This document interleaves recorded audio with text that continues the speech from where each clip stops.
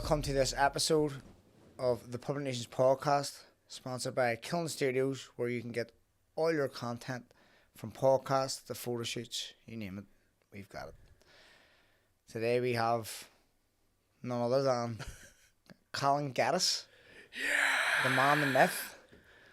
What a pleasure to be here. I wasn't sure whether to introduce you as Colin or Barry, but I wasn't sure what walking through the door today. But it's always Colin, always Colin. Even when it's Barry the Blender, it's kind of like still Colin. I'll just put on an accent to be able to say things that I wouldn't normally be able to say. Get away with. That wasn't me. That was fucking Barry. It's like South Park, You're like, I didn't say that. Do people ever approach you as Barry? All the time, still. 14 years later. Because I remember the very first boxing event. You were up in the Ulster Hall. You were sitting up in the balcony. Someone goes to me, "That's your man Barry up there." He says, "Who fuck's Barry?" The comedians one? The comedians boxing? The first one, you were on the balcony, weren't you? Yeah. Looking over the ring. Yeah. Someone says, "That's your man Barry up there." Have I seen that fighting? I was looking up going, "Who the fuck's Barry?" Genuinely had a clue. I was seeing you and you were sitting there and you had the cap on. I was like, "Oh, Colin Geddis." Or like, "Oh, your man, the fucking that's the Barry the Blender, isn't it?" I was like, "Oh." That was the best night of my life. Fucking I turned up and I just had to go by myself because like all my mates are at the back. Everyone's fighting. And I just sat in the balcony by myself and people like strangers were just handing me pints and all, about 9 pints in my feet. And I was like, and then I started to get into it. I was like, "This is fucking great." Just some atmosphere. It was unreal, yeah. Atmosphere, like that's all it took. I was in there and I was like, I should have done this. I should have done it because those were saying me, why doesn't fucking Barry do it? Well, I'll tell you why. Because I'm about 19 and a half stone. And your options are limited. You know what I mean? It was like me and Dave Elliott looking at each other, being like, he had young kids, and all. I was like, I don't know, do you fancy that? I don't know, not really. Kieran Bartlett, fucking. Kieran Bartlett. The women, they make their man fake Kieran. Dave Elliott fighting over who's going to fake Kieran. I know, but but that was the main reason, like. You eventually done it anyway, didn't you? Did it anyway. Got my fucking head kicked in. Like, sure. I remember you were like going to squat and suss it out. You went out guns blazing. So like even like you were gonna gas anyway. You just went out swinging for the hills. Me? Aye. Mate, the fitness was the only thing I had. For fuck's sake. It was a strange thing to go into. 'Cause, first of all, complete setup. No one told me, Boyle. It was supposed to be like comedians doing a wee bit of boxing for the crack. He's a lifetime of fighting. I know. And all sorts full kickbox record, boxing, fucking did jiu-jitsu, everything. It wasn't fair, like. And I was like, sure, I'll fucking fight him, sure. And then he was absolutely on one from last year because him and Paddy had a bit of a thing going on. It was a draw. Yeah. Paddy still claims that draw. So I think he was just like, I think he was probably like, no, I gotta go out and like show people that I can actually fight. Actually box, This comedian's boxing for children's cancer. Full wacky, man. You got the short straw, like, fuck me. But it was funny because, it was one of them things people were like, "You alright?" No, and it was like, it was just a lot of gloves in the face. Do you know what I mean? It was just like full on. Alright at the start, and then it was just like whatever way you swung a big fucking overhand right, you sort of missed, and then it was like he just opened up. But then the problem was, it wasn't even the fight. It was the training on the like 2 weeks up to it. I know.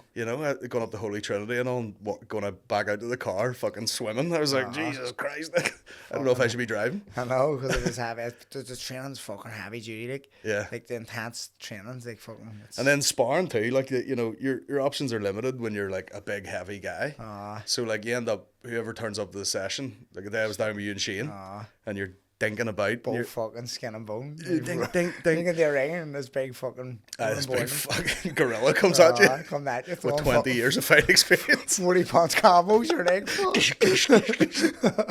As soon as the guy broke it up, I was just like, fuck. I was about to throw the gloves in the crowd. I was like, see you later. Whose fucking idea was this? Just walk off the stage. Shut up. I was already... See, because it was the last fight and everyone was like, doing their fight and getting changed and getting pints and all. And I'm just by myself at the end. And then I was just like, at that point, I was just like, well, sure, it'll be over in about 6 minutes anyway, and then we'll be away to the pub, I was like, fuck it. But it was good. Worth it, I suppose. Done well in terms of the fucking charity, like, it's some money raised, like, serious money raised, so fair play days. Yeah. Fair play days, there was years of training in there. So amount of training. But yeah, fitness was all I had. I was in decent cardio shape. You didn't actually need it in the end. That's what I mean. That's the funny thing about those charity boxing things. You either train properly or you do nothing. Because it's not going to really matter. Like fucking Mike Tyson. I know, Like, did you see fucking that? Years of training. Did you train and watch it? Ah, fuck, I couldn't even. I didn't, like, to be honest, because I knew, like, my people always ask me what I think. Fucking fair play to both men. They made Yeah. millions. Yeah. Like, Mike Tyson made 20 million. I think Jake Paul made 40 million. Yeah. Fuck me, that's insane money. But like, There's. Jake Paul's a young, athletic fella. No Yeah. matter whether he's a YouTuber or not, he's gonna beat Mike Yeah. Tyson up. Like. And there's different ways to look at it. You could go like, you know, what are you going to be doing when you're 60? Are you going to be Exactly. training up and trying to have a fight with some 100%. 30-year-old or something? Or are you just going to be sitting there, you know, on your home? So it's like fair play either way. But like, I think that's the last one where I'm going to get sucked into it. Yeah, you know what I mean? You can't, like, you can't be fooled twice by that shit. No, Nah. Like, I've been fooled about 6 times, but you know what I mean? Michael Tyson. That one, I'm like, you know, maybe, you don't know, he's fucking, he's just smacking the shit out Because of the everyone's pads. obviously going, does he still have it? Yeah. Like, he could still have it. Like, people actually thought Mike Tyson could knock him out. Like, and I was like, come on. He still has it if he just walked up to you and and chinned chinned you. you, like, obviously. You know, but, it like, would- you'd someone definitely who's feel actually it. trained for fucking 12 weeks to fight him. Yeah, Who's like fucking 30 years younger, maybe. yeah. You know what I mean? That's a difference. But Strange. I suppose, like, fucking people have this wee dream in their head going, like, he could still knock him out. Do you think he can knock him out? I'm going, no chance. They're like, really? Yeah. I think so. I was like, the cunt's 58. They can't even walk. He's just full-time stoner. He's on mushrooms right now. I seen a fucking video of, like, on TikTok where, like, Lennox Lewis walks in the changing room and so does Evander Holyfield. I've seen that, yeah. And they're like, and he's just sitting doing a wee bit of warm up, and they're staring at him, and he goes, "Tell me something." Yeah. He goes, "Tell me something." Like, And then it just goes, cut off the ring, hit him, try and hit him a couple of times. even there, like, they were caught off guard. They're like, "Tell you something, just cut off the ring, like you said, do what you do, you know. You've been doing this your whole life. Tell me something. They're probably going deep inside, going, "What the fuck are you playing at?" I know. Tell me Get something, out. go home. Get a taxi right now. There's an Uber outside. Get on, what the fuck?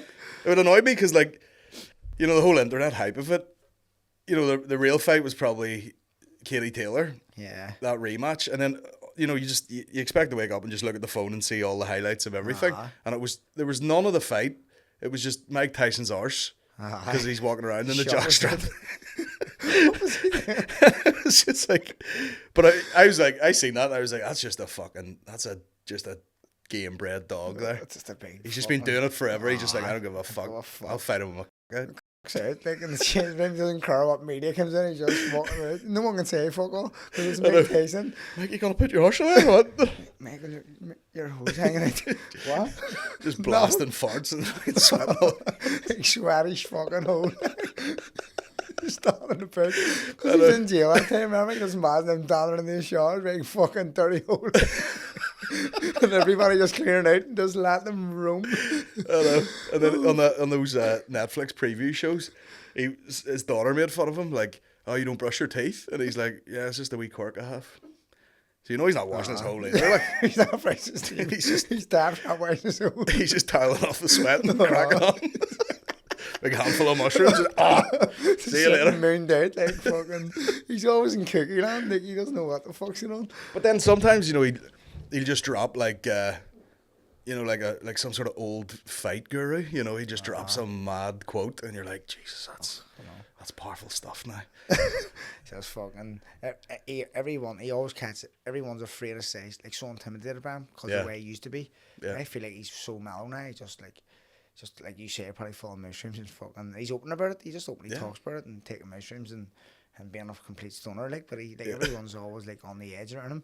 Like, He's still scary. Like, there's no doubt about it. Like. Fucking 100%. Like, fucking bite your ear off. Let me take you away for a second to talk about my fresh haircut from JFH Barbers. If you don't know where they are, get to know. They have 3 locations in Armour Road, Lisburn Road, Newcastle, County Down, and they're open on a 4th shop in the Danish Complex, Finnegan. Also, let's not forget the praise guy. How good work he does, how much support he gives to our communities, and how much people's lives he changes on a daily. With massive prizes up for grabs, get on, click the link in their bio, and see what you can grab before Christmas. But But he'd be talking and laughing, and he'd be like, and then he'll say something, and those fucking Steps, I know. those like shark eyes will come back. Was it my fight ringside for my fight in New York? Really? And he walked by when we were leaving the arena, and he just someone shouted, "Hey Mike, hey champ, hey, come over," and he just went and just walked on, and the fella was like, "Fuck it." The wee American guy was like, "Fuck, I thought I was going to get a photo," and I was just sitting there going, "Fuck me," like Tyson can't take one photo, be there all fucking day. And I suppose that's it. I thought I actually got it. It was a football player. I went to Man City match, Man City and Man United, and I seen Rodri in the airport. Who? I was like, Rodri plays for Man City. Right, okay. And I was like, "There's fucking Rodri." My brother was like, "That's what it is." I'm going to follow him, but he was like lingering about. He couldn't, like, he didn't want no one to know him. So I was like, Rodri. He didn't answer me. And I went, "Rodriguez." He's somewhere. And I was like, "Can you get a photo?" We went one quick. He got a stuff in and he just legged it. He didn't even run away through fucking security. You'd be there all day. That's like. what happens. That's probably what happens to you, isn't it? Rodri! That was you in the Ulster Hall. I was going to say, very similar to what happened to me in Uri. I come up, we keep doing these hotel gigs where, like, the reason I do them in hotels is because, you know, like, if you sell 200, it's fine. If you sell 300, but it can go up to about 600. So they just let it, you know, you might end up selling 350 or something like that. But you have to, you know, it's not set up like a comedy club or a theatre or anything where there's a green room and you come on stage. You have to, like, make your way through and get on stage. And I was like, "Right, guys, thanks for coming out. See you later," and stepped off. And this woman was like, "Come on, guys, she lives near you, you know, can I get a photo?" And I was like, "I get a photo." Took a photo. And then the other girl took a photo, and then I turned around, and there was about 200 people. Fuck. And I had the full-blown flu as well. I shouldn't have been doing the gig. And I was like, "I get in, sure." Because we off work for a week. Deep inside, you're going, you're all fucked. What happens to you? Like, have you ever got sick before a fight? Oh, I did actually, yeah. I got sick once, and fucking, I was shaking like fuck. And I was making weight, so I didn't care at that stage. And then, but it was only like my third or fourth fight, so it was sort of fight the journeyman. Yeah. I got away with it, thankfully. But if you get sick before a fight and you can't fight, you're fucked. You're not getting no money or nothing. Like, a lot of people just go, people just go for it anyway. Yeah. When they are sick because you got to show up. Like, you've just put 10, 12 weeks training. Yeah. And if you don't fight, you're not getting paid. Like. So that's must be rough, like. Rough as fuck. Yeah. That's bad. Like, if you, I had to talk for an hour, and I was like, I don't know if I'm up for this here. I've got the black lung. It definitely fucked me, though. I woke up, I was like in Lavery's on Thursday or something, woke up on the Friday, and I had a show on Friday and Saturday, and I woke up, and I was just like, fucking, my teeth were chattering, and I was like, oh my God, what the fuck's wrong with me? And took enough pills and all to go away for the afternoon, and I was like, I'll go do it anyway. And the Friday was okay, and then the Saturday I woke up worse again.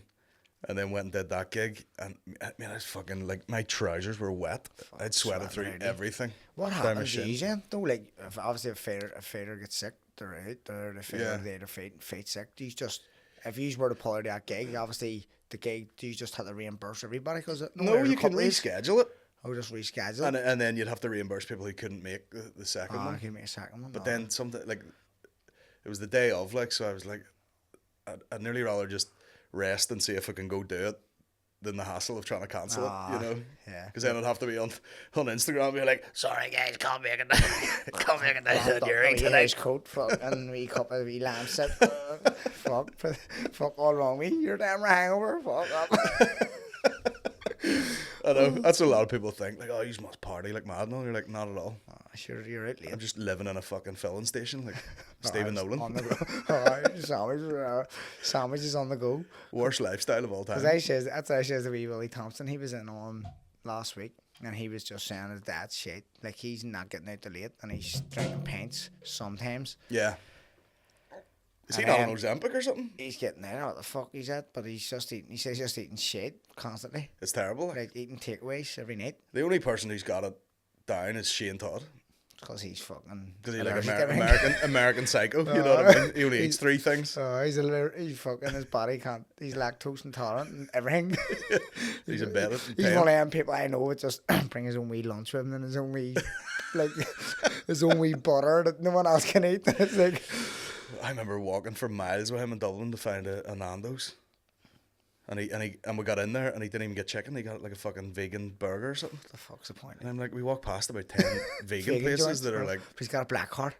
doesn't he? He didn't then. Did he not? Nah, I don't even know if he had a bank card back then. Getting the tape. Fuck. Grab this. I'll get the next one. I love when some of the stuff you be put up, like, or even, you know, you were doing like reviewing Chineses and stuff, but then I was chatting to you somewhere, and I think it might have been at the Comedians Boxing. I was like, I had a fucking pizza in that hotel an hour ago, and you're like, and then you were chatting, and you're like, I just wake up and have a coffee and like a chocolate bar or something, and then just don't eat till like. I just eat what you want. That's a joy of being a professional athlete, isn't it? I know, that's it. So you're gonna like, be obviously, training like mad. you've cut so much weight. Like I'd probably cut about 8 or 9 pounds before, like 2 days before a fight. Cut loads of water out, and then you be starving, severely dehydrated. Yeah. Then you carb load that day after you weigh in before the fight, and you eat like fucking them. When I get up next morning, I just have like a wee bar of chocolate, cup of coffee. 8-9 pounds. If I took my clothes off and had a shite, I'd lose 10 probably. I know, but you're a beast of a man. That's what I keep telling you. still trying to get it out there, like, but people are starting to. I think people are probably starting to click on that it's not so true after that row boy performance. That was fucking yanking our chain the whole time. I know.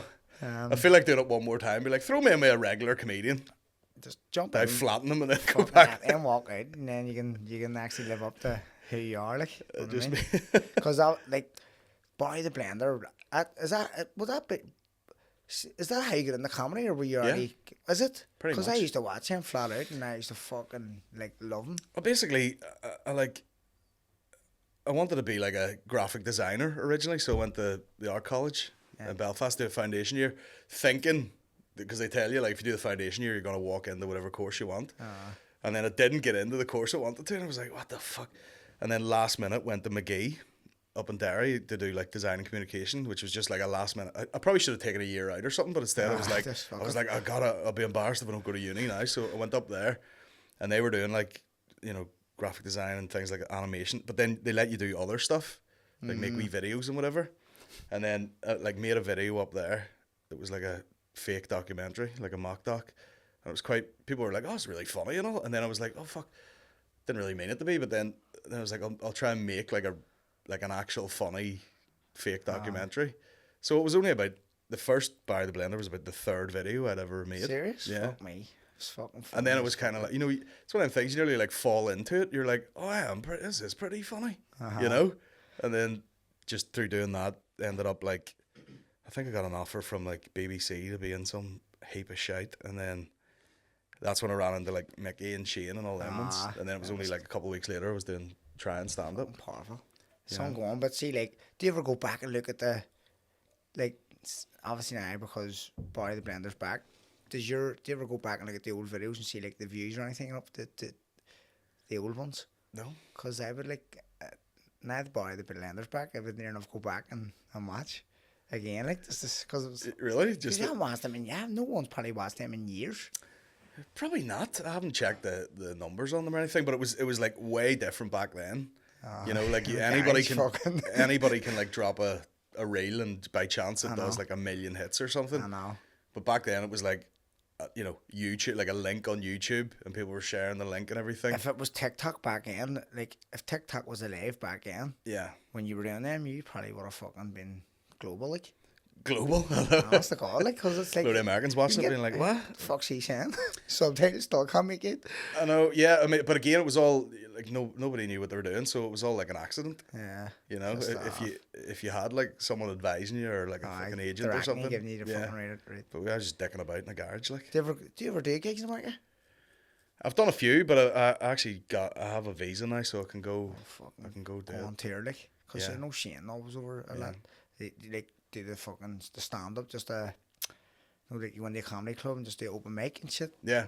That's fuck. I couldn't do that. Like. We did it in Austin. Like just messaged this place, me and Aaron McComb, and like they obviously took a look at the Instagram. And they're like, oh, it must be half decent or something. Let us on, and it was fine. You know what I mean? It was like, it wasn't like my accent's far too strong. People from Belfast can't even understand me, so that's why I wouldn't even consider it. You're doing a gig in the Devilish. They're like, what's he saying? I can't understand what this fella's saying.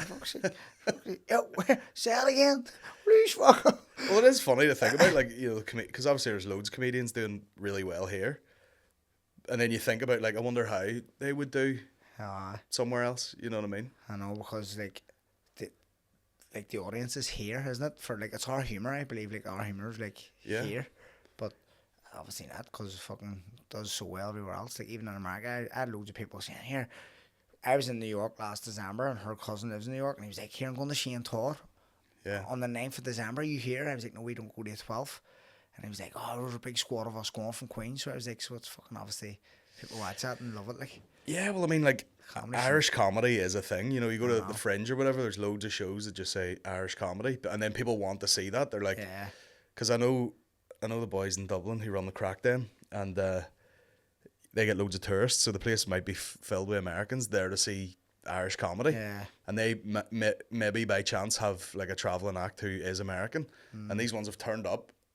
Americans have turned up, and then an American comes on, and they're like, for fuck's sake, I didn't come here to see, like, I see an American, I came here to see fucking Irish exactly. or people who are travelling. So you go up there, and then that's the problem with being a northern comedian on those Irish lineups, because people are expecting fucking Ardal O'Hanlon, and he's all, oh, fuck it, you know, sort of fiddly diddly, like proper Irish, like, fucking. And then you walk up there, and it's hard to deal with, because it's a lot more aggressive accent. And we speak quicker. So Andrew Ryan's doing the opposite. He's come to fucking Belfast from Cork. Taking over, like, I know. Taking over. But he's like Cork Zero. His accent, you know what I mean? He's like Cork Light. Cork Light, that's not as strong. Because I can't understand Cork. Like, they would have a hard time understanding me, but I fucking can't understand anyone from Cork. But Andrew Ryan's actually sweet. I suppose he has to be. He's a fucking radio presenter. Like. Yeah, he's sure he lived in London for about 10 years. He's all, mate. He's not even from Cork. He's fucking liar. Yeah, I actually watched him last week. He was funny on Shane. He was opening for Shane. And then... Oh, at the arena? Oh, it was funny. Huge. Like, that's the first I've seen him live doing stand-up, so... He's a phenomenal comedian, like. And he does... Because he lived in London, he's nearly like a comedian from, like, the 90s. You know, he's doing corporates and... and you speak to him one day and he's like, oh, I'm presenting the fucking UK Pasta Awards. It was a real thing he said to me. And I was like, what? Thought he was fucking waiting you up. Like, what? Best linguine in England. That's I know who votes on that shit. The fucking says they have the best ballies of the fist fights in the crowd. Meatballs getting fucked about. What the fuck? Fucking Nico's and Lisbon Rose. Fucking the International Pasta Awards.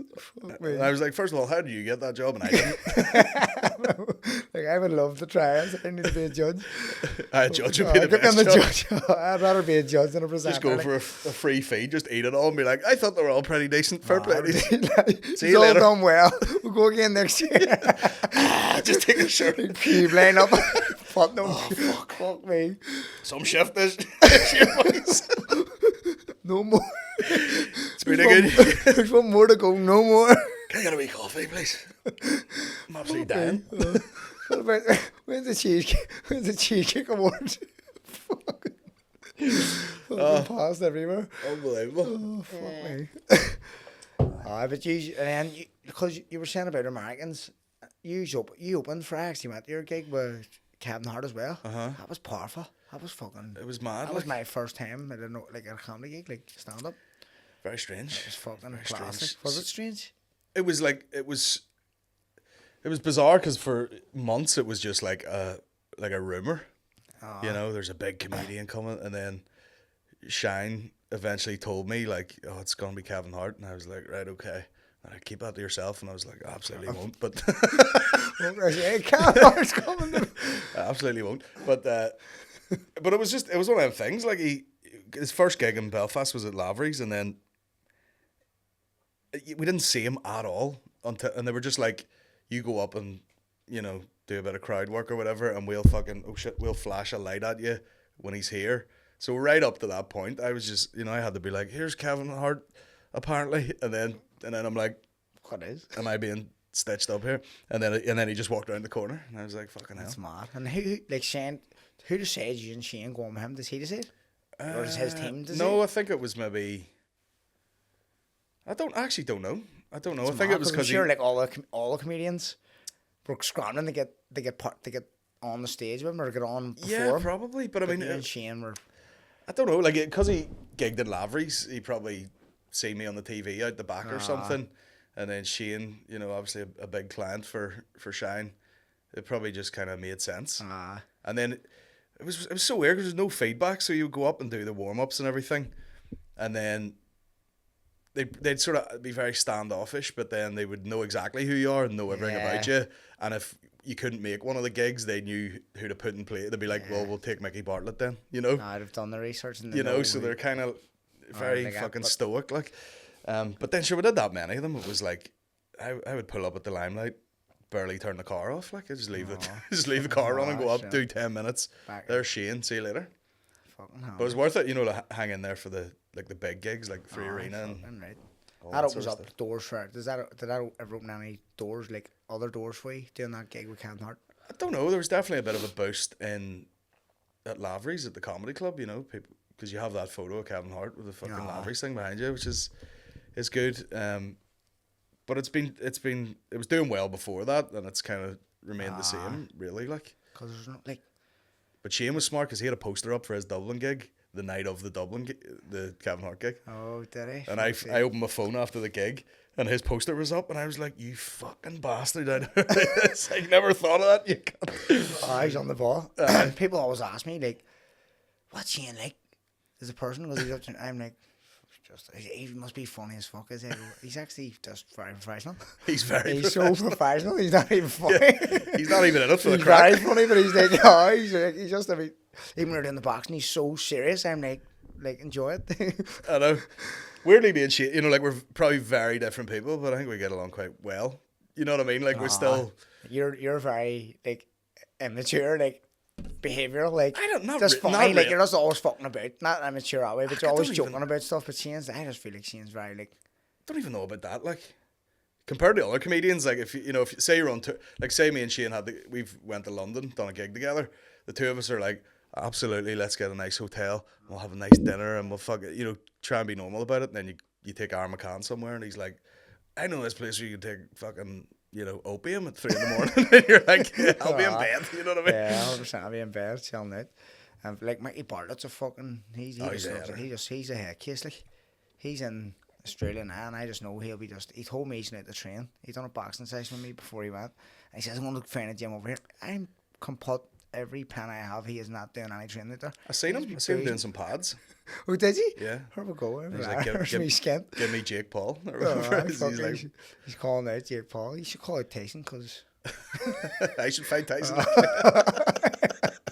Fuck, I'd beat him. It's normal. You get in the ring. I just go in there with my hole out. Battle the hole. Both of us back to back. Fucking big fight. Big fat white horse and a big fat black horse just on the poster facing each other. Tyson versus Geddis. Just the arse cheeks touching. Battle of the holes cleansing. Big sweaty holes. They should mix it up next year and do fucking the comedians, you know, sumo or something. Just something stupid. Boxing's a bit serious, like, isn't it? Everyone, like, there's so much training goes in it. And I actually think even like MMA would be better crack, probably. Because there's a lot of grabbing and a bit. Yeah, it's more fun. Throw a kick, fall on your arse, someone jumps on you, roll about a wee bit, try and choke them. Trying to get insurance for that shit. So much people fucking getting around here. Because like that's the thing about boxing. Like I'd done a bit of jiu-jitsu for a while, and you know maybe went to a few like striking classes and stuff. Never really like straight boxing. And then I started doing it, and I was like, oh, this is great. And then I'm fucking 38 now, and I'm like, I'd love to keep this going. But then I'm also thinking like, there's no way to get good at this unless you actually are fucking sparring and doing it all the time. That's the only way to get better. And then I'm like, do I need this in my life right now? You know, to be fucking going on stage with a fucking nose over here. Like, okay, you know, I've left it too late nearly. That's what happened. Like, I told everyone, I was like, you just need to get familiar with getting hit here. Like, and they were like, yeah. And I was like, you're getting hit regardless. You just need to, like, just get familiar with it and take it. Yeah. Because, like, everyone thinks they're going to learn how to box, but they're not actually thinking about getting hit. Yeah. Like, learning how to box is just throwing punches. The hardest part of boxing is, like, getting hit and actually being relaxed about it. And being relaxed about it. I enjoy getting hit sometimes. Yeah. It's like, it feels good. It's fucking weird. Most boxers will tell that. You need to get over the first few. I need to get over the first few and just be like, I always felt like, you know, any sparring I was doing, I was doing a few, like, you know, like this guy was like an ex kind of a big like amateur record. I'm fighting him, but your build, or quite tall and like long and whatever, and you're getting hit, and I'm sort of going like, it's not like you hit and you're like, oh Jesus Christ, my face. You know, it's like bang, bang, and then one of them just hits you somewhere, and the fucking room starts spinning, and you're like, right, straighten up here. You know what I mean? It's not. It's not like it's like a bare knuckle or something where you're just like, Jesus Christ, my fucking eye. That's what we should do, a bare knuckle. Yeah. Do the old Travers Day cards and all. Sorry, me, it's me again. Just turn up in the grey sweats. Oh, look at the fucking vest top on, big hairy chest, fucking 3.5 hour fight. Calm the apples up. Show fair play, lads. Show fair play. A fucking car park somewhere. I know, but yeah, I was just like, I'm too old to be. It's definitely fun as fuck, like, but I was just like, I don't know if I need to be doing this. They should do maybe look at doing something else. That'd be good, like another discipline or something else, just something fun. Because I know like they always do, like you always do like the Stars and Rise, you just do all we charity, like boxing, but some others like taekwondo, imagine that fucking jiu-jitsu. Jiu-jitsu, fucking people getting arm bars flat out. Yeah, because you can just. You get rolling boil back flat. I'd still beat me. No punches. Yeah, I might just you know, see the end of the round if it was jiu-jitsu.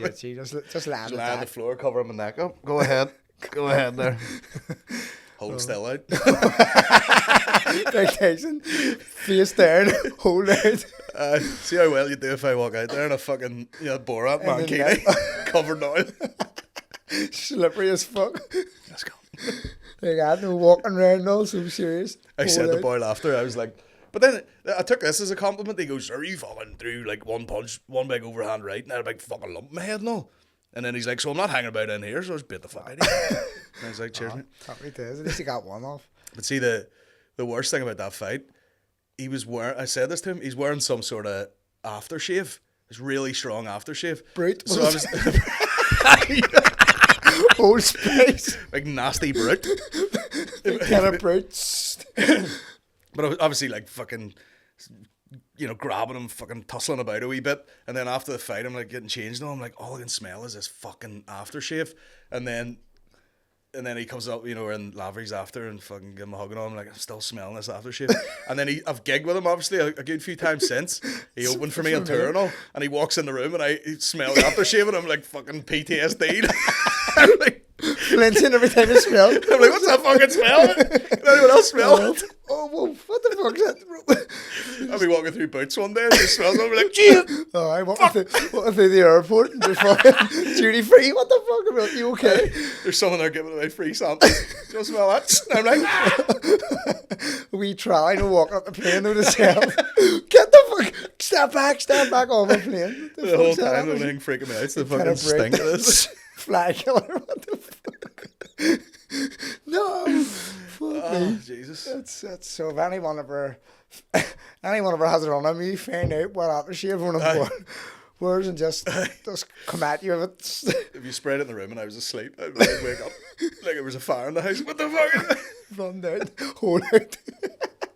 You're like, fuck. Oh, brilliant. Bastard. Fuck me. Unreal. Do you ever get road rage? Road rage? I get very. I don't know if I get road rage, but I get very like sarcastic. You know. Like, you know, like someone will do something, I'll be like, "Go on ahead, sure. Go on ahead, sure." I'm like, "We're gonna kill everyone." You I fucking got it idiot. this morning, and I was like, "Fuck, that's funny." Like, but people who get, I very rarely get road rage, but see people who do, they annoy the fuck out of me. They proper annoy me. Like, why are you so annoyed about? Have you ever got out of the car?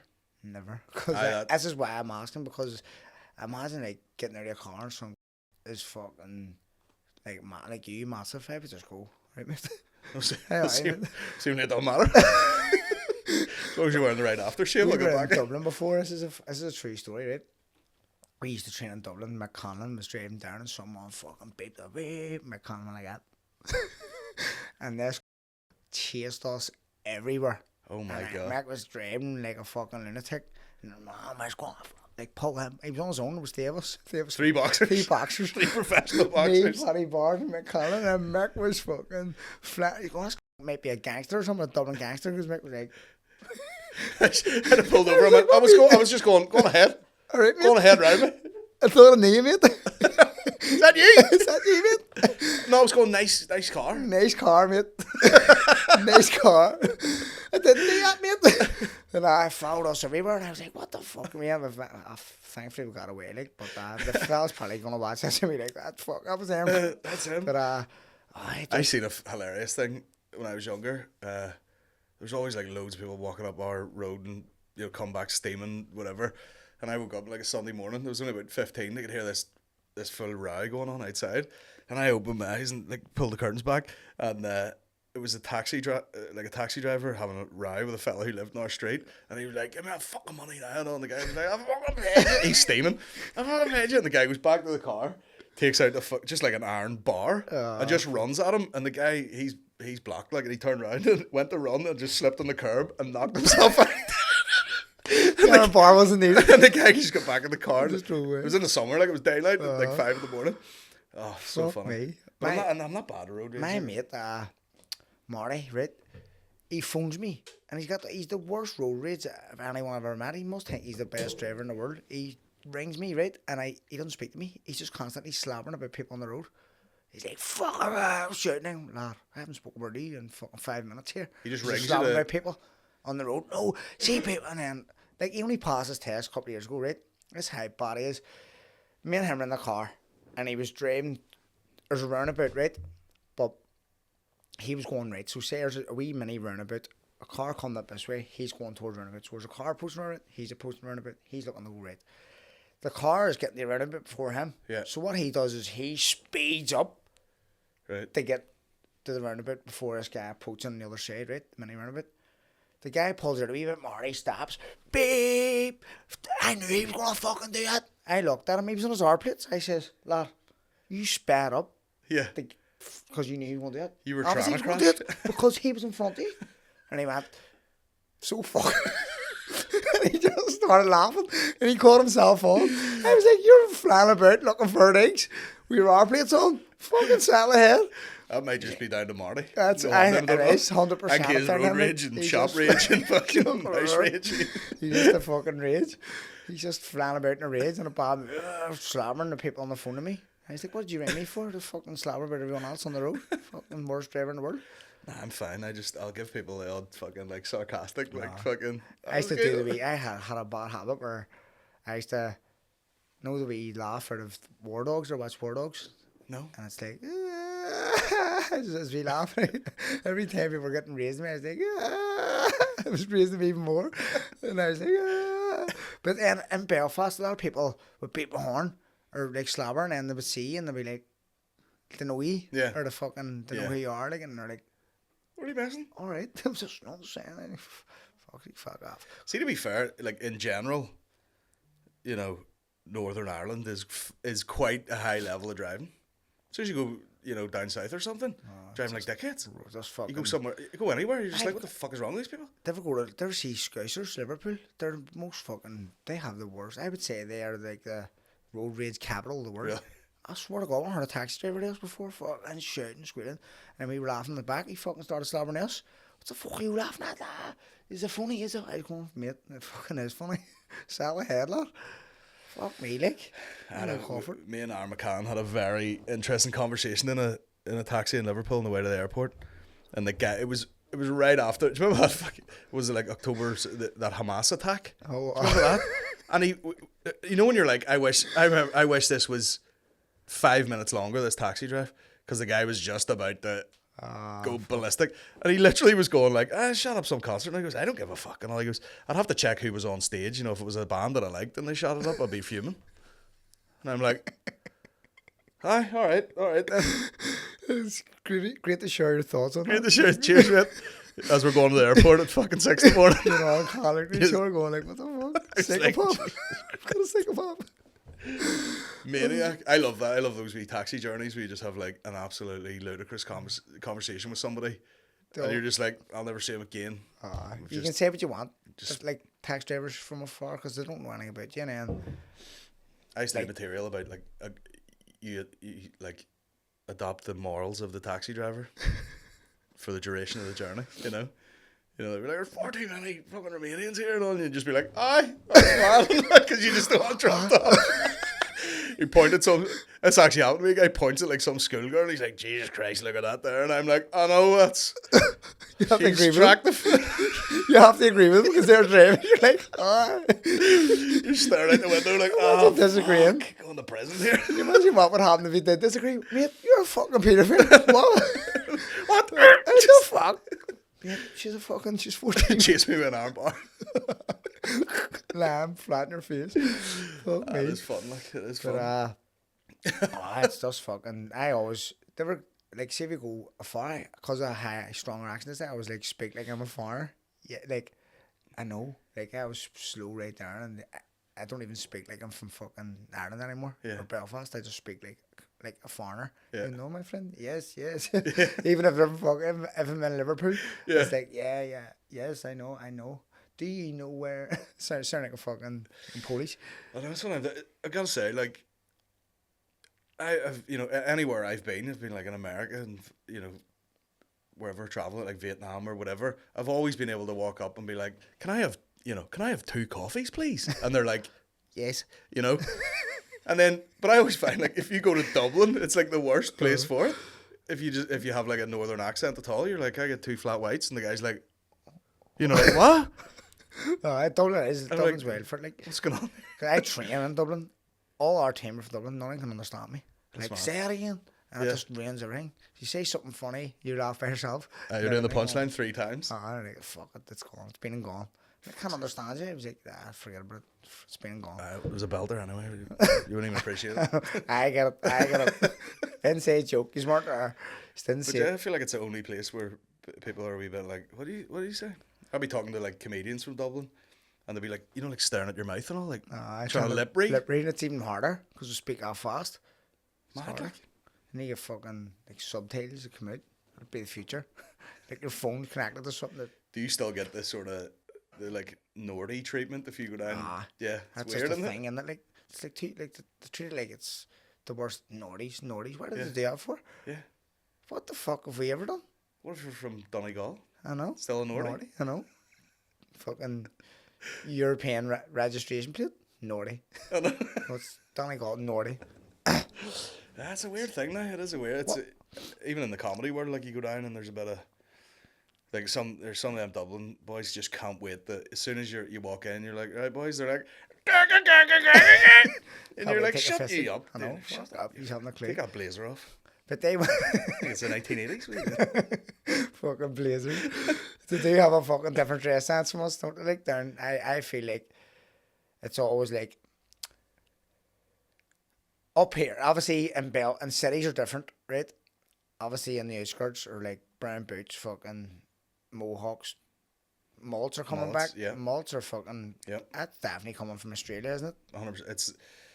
Australia's full of Irish people right now, and then they all come back mullets. And they've got a mullet and a pair of pit vipers, and then all the local boys and the tractors, they have them, and then because that's like I live out in the countryside, and I'll go into like a shop, and there'll be a gang of fucking, you know, like 18-year-old farmers. And they look mental, like. It's fucking. Scania jacket, mullet, pit vipers, jeans, boots, covered in shite. Cultures are the same worldwide. I think so? Yeah, if you look at like the south of America, like down south America, like hillbillies, they're fucking cultures. They're basically cultures in America, but they're like they're dressed the same. They've got the belt and they've got the fucking. That's it. It's all agricultural, isn't it? And then even in Australia, in the outbacks, they're all fucking mullets and. Only they wear shorts sometimes. Shorts. That's the only difference. But they never, you know, them boys are never like working on the farm and then put on the nice gear to go out. They still put on like a different version of the work gear to be like, you never know. You never know when I'm going to have to fist a cow around here at fucking 2 in the morning. Straight in. Fucking 2 in the morning. What's that noise? Fucking but it's spilling over now. You know, see, because like country music and fucking Yellowstone and all. Boys are dressing like that. 100%. You know, and they work in a fucking office. It's somewhere. So funny when you see like a kid, like someone's brought their kid up to the Sunday market and he's just like proper cultured out at like 4-year-old. Gilet, fucking mullet, hoopy ring, brown boots, fucking he's proper like wee old man. Yeah. It's like Benjamin Button. They're just growing backwards. They're like they're too old. They smoking like that. Roll ups. Fuck, she called you out like that.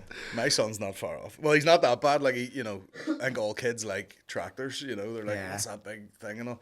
And he was kind of big into it for a while, and then, he got the wee brown slip-on boots. Which, to be fair, when you live surrounded by fields, that's good to have. Like, he just chucks them on, runs outside. That's good.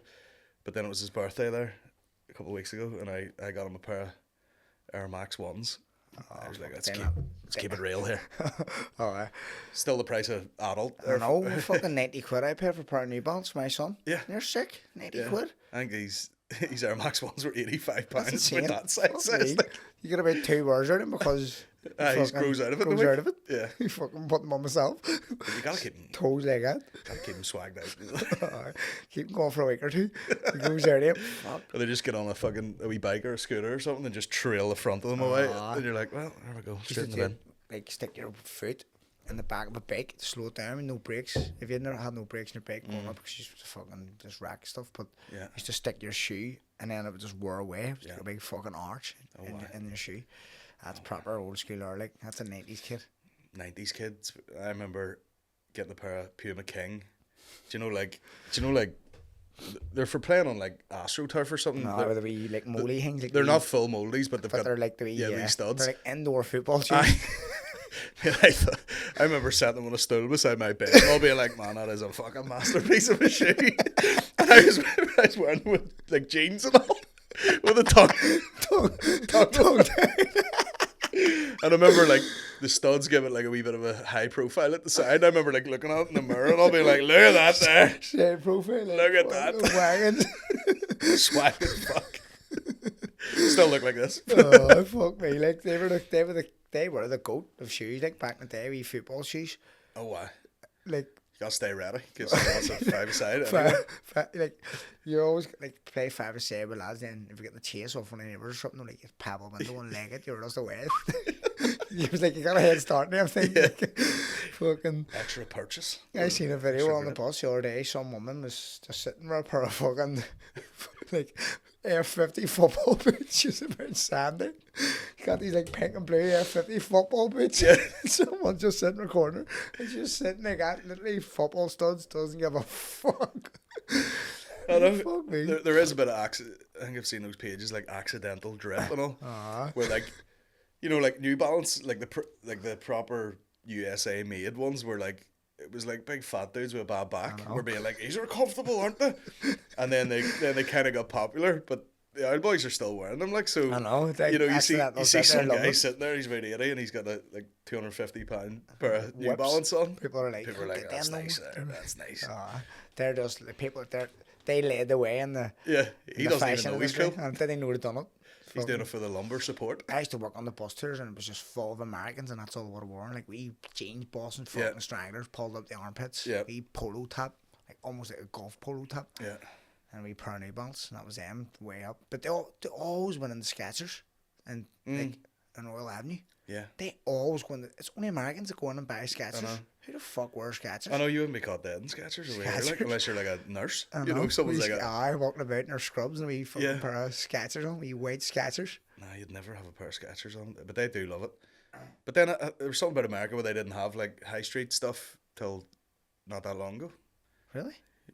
Like high street shops? Like they were buying their clothes in like Costco and all this shit, and then they started to get Zara's and Topshops and H&M's and all this shit. I believe Americans don't have fashion. Like they're just all the same. Like it depends where you are. I know. I suppose they are, but like if you were to describe an American, it's like you would say like it's the wee windbreaker coat, polo shirt, wee polo, wee pair of jeans, or they come to Ireland and someone's told them like, man, you better fucking wrap up over there because the weather's terrible. And then they come over and it's like a fairly mild day and they've got the North Face where they're just a wee bit of like South Park. Like fucking canna here, South Park. Fucking waders on up the hill for a bit of drizzle. I know, fuck's sake. I know, 100%. But listen, we'll wrap it up here. We've had a good chat. I've enjoyed it. Liquid Death is getting slugged back. Sponsor this podcast. Big checks. Get them rolling in. And, it was brilliant having you on. Thank you for coming in. Thanks for having me. You're the man, boy.